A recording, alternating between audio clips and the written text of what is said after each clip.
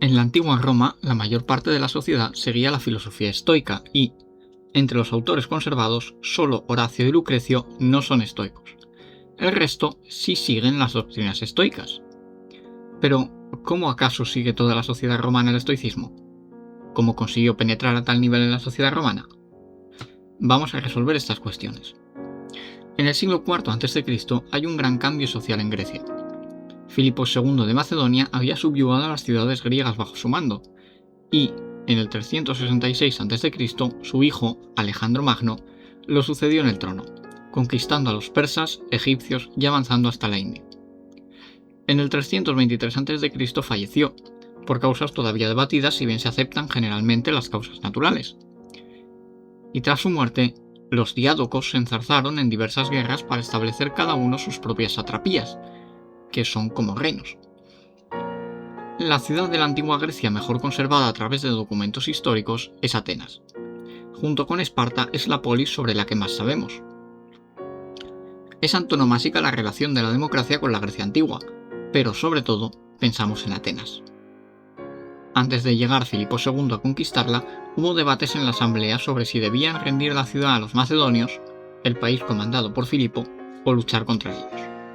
Al final se decidió, en el 340 a.C., luchar contra Filipo, temiendo la expansión que estaba realizando. La ciudad, como sabemos, sucumbió.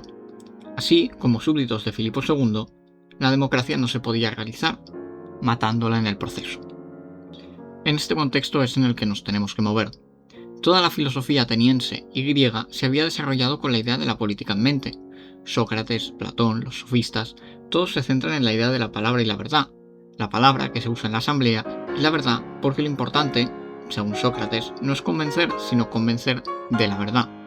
Todas estas ideas, en cuanto a su vertiente política, murieron en la Grecia posclásica, periodo conocido como periodo helenístico, que abarca hasta la conquista de Grecia por parte de Roma en el siglo II a.C.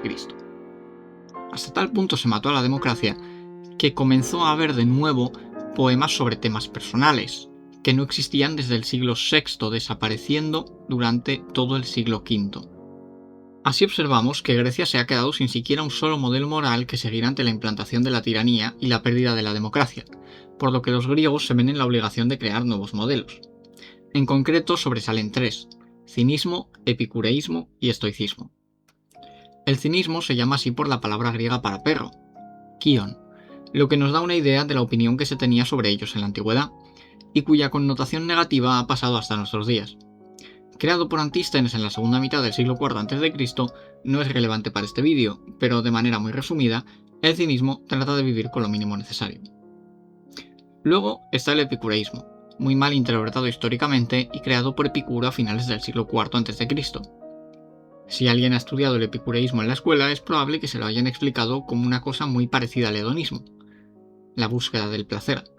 Sin embargo, el epicureísmo no es así, es más complejo, pero tampoco es del todo muy difícil de entender. El epicureísmo trata de evitar el dolor. Creen que el dolor es evitable en la vida y que se puede vivir sin dolor. Busca el placer que no venga seguido de ningún dolor. Por tanto, creen que si algo te trae dolor, no debes hacerlo. Por ejemplo, si beber en demasía te trae dolor, no bebas en demasía. Y si beber una sola gota de alcohol te trae dolor, pues no bebas ni una sola gota de alcohol. Son críticos con el amor, porque a la larga trae dolor, pero no tanto con las relaciones sexuales, porque no traen dolor y solo placer. Pero lo más importante para un epicúreo son los amigos, verdadera fuente de placer. Pero si los amigos son malos, traen dolor, por lo que son muy excluyentes a la hora de crear lazos de amistad. Por lo tanto, viven en cierta manera aislados de la sociedad. Valoran sobremanera la ataraxia, que es la imperturbabilidad del alma. El mayor exponente romano del epicureísmo es Lucrecio, autor del De Rerum Natura, libro que intenta explicar y difundir las ideas epicúreas, no solo en su vertiente social, sino también física o metafísica. Una frase que a veces se achaca a los estoicos, pero que es de origen epicúreo, es: la muerte, temida como el más horrible de los males, no es, en realidad, nada, pues mientras nosotros somos, la muerte no es, y cuando ésta llega, nosotros no somos. Si bien hay que aclarar que esta forma es una de las formas teorizadas de la frase, puesto que como no tenemos escritos directos, solo guardamos sus citas de manera indirecta. Por último tenemos al estoicismo, creado por Zenón de Citio, a comienzos del siglo III a.C. Los estoicos consideran que el dolor en la vida es inevitable. Como las demás filosofías, buscan la felicidad. En el caso del estoicismo, esta se alcanza a través de la ataraxia, al igual que los epicúreos. La diferencia estriba en que, como los estoicos saben que no se puede evitar el dolor, les es necesario tener ataraxia ante el dolor. Esto lo consiguen a través del entrenamiento anímico y físico y el control de las pasiones. Como uno no puede saber lo que va a ocurrir mañana, el hombre se ha de preparar para todas las opciones posibles. Por ejemplo, nada nos asegura que el día de mañana no vamos a quedarnos en situación de pobreza, por lo que nos hemos de preparar física y mentalmente para que ni nos encariñemos con el dinero, que viene y va, ni suframos por causa del hambre. Así, el ayuno era práctica común entre los estoicos. El control de las pasiones lleva como recompensa una reducción del dolor. La felicidad se alcanza mediante el conocimiento de la naturaleza y sus leyes. En paralelo, un buen estoico acata y comprende las leyes del Estado. Por tanto, como súbditos de la naturaleza, cada uno posee un destino particular que está entrelazado con el destino general. De esta manera tenemos una armonía entre el microcosmos, lo que sucede dentro del hombre, y el macrocosmos, lo que sucede fuera del hombre. Además, al comprender las leyes del universo y su funcionamiento, el hombre comprende lo absurdo que es oponerse a ellas. En consecuencia, la ética es fundamental en el pensamiento estoico, y quebrantar la moral es quebrantar las leyes naturales. Y por tanto la virtus es la noción central del estoicismo. Por ello, quien porta esta virtus está legitimado a ejercer el control sobre los demás, porque el control sobre uno mismo legitima el control sobre los demás. El gobernador se ve legitimado en cuanto posea control sobre uno mismo. Así, el estoicismo es una doctrina individualista y aristocrática, porque concede gran importancia a la conciencia individual como fuente de la acción humana. También concede, en consecuencia, gran importancia a la introspección personal. Hay una gran relación armoniosa entre la ética, física, filosofía y ciencia, porque el intelecto humano, como parte integrante del universo, puede llegar a comprenderlo. En esta violación de las leyes naturales también se encuentran los actos sexuales no reproductivos, como la sodomía o la felación.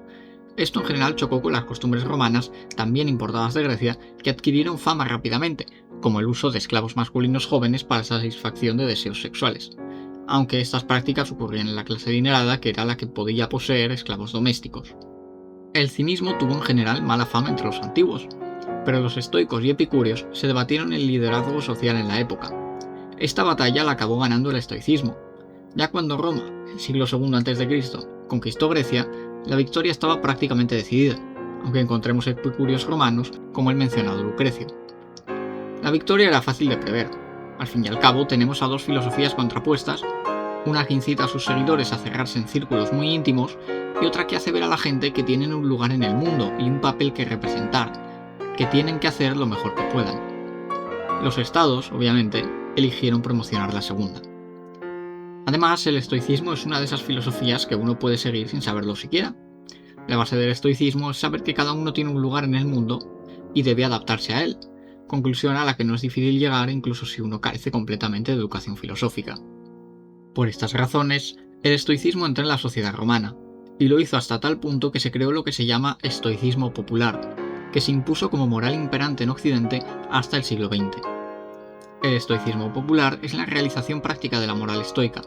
Por su apoyo al control de las pasiones, encontró cierto punto común con el cristianismo, que lo abrazó con el fin de poder expandirse a lo largo del imperio, dado que el cristianismo, aunque es una religión, predica una manera de vivir, algo que los antiguos no asociaban con la religión, sino con la filosofía, lo que hizo que el cristianismo se acercase mucho a la filosofía antigua, hasta tal punto de integrar el estoicismo como parte clave de la moral cristiana.